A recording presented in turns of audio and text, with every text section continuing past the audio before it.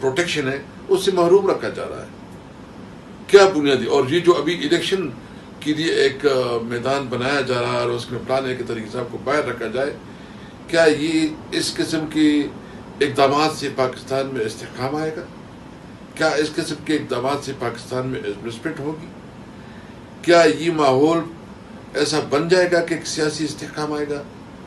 इसलिए हम चाहते हैं कि इस मुल्क के ऊपर रहम करें, इस मुल्क के मुस्तकबिल की बेहतर मुस्तकबिल के लिए ज़रूरी है कि मुल्क में कानून की हुक्मरानी हो, सबको अपनी राय के इजहार की आज़ादी हो, किसी को जो है ना लाना, किसी को निकालना, वो अवाम का हक है।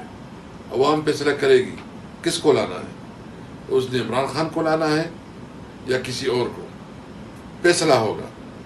इस वक्त तहरीक इंसाफ के खिलाफ जो वन साइडेड प्रोपेगेंडा हो रहा है, इमरान खान के खिलाफ जो वन साइडेड प्रोपेगेंडा हो रहा है, उस प्रोपेगेंडे का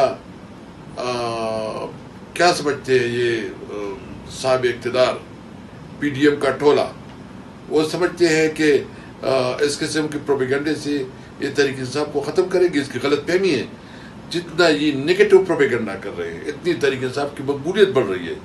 और मुझे बताया जाए कि आज तक जो PDM ने 13-14 महीने गुजारे, कौन सी कारकर्दगी दिखाई? उन्होंने महंगाई को कंट्रोल किया, उन्होंने गवर्नेंस को बेहतर किया, उन्होंने इकॉनमी को बेहतर किया। कोई एक ऐसा शोबा दिखाए जिसमें हम कहें कि PDM ने कोई कारकर्दगी दिखाई है।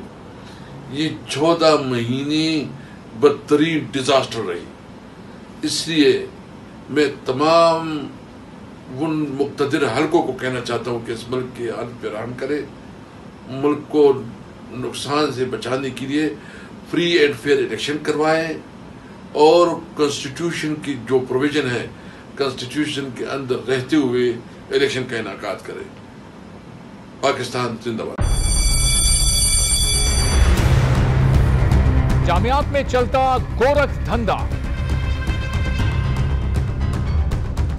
नौजवानों के मुस्तकबिल से खेलने वाली काली भेड़ों के आगे हुकूमत और इंतजामिया मुकम्मल बेबस। मुस्तकबिल के मेहमानों के तहफ्फुज के लिए बोल ने उठाई आवाज, सहाफती फराइज को निभाते हुए पहुंचाई हर खबर अवाम तक, बड़े स्कैंडल से जुड़े तमाम हकाइक रखे अवाम के सामने, क्योंकि बोल है पाकिस्तान का नंबर 1 न्यूज चैनल।